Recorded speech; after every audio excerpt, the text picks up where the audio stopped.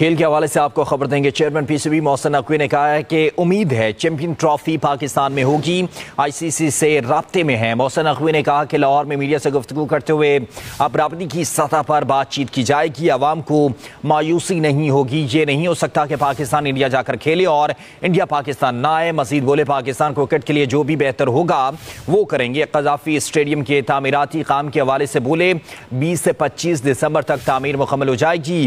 Gaddafi stadium international मयार का होगा।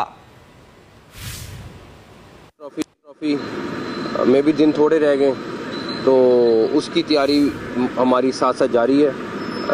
हम मुसलसल उस पर दिन रात काम कर रहे हैं।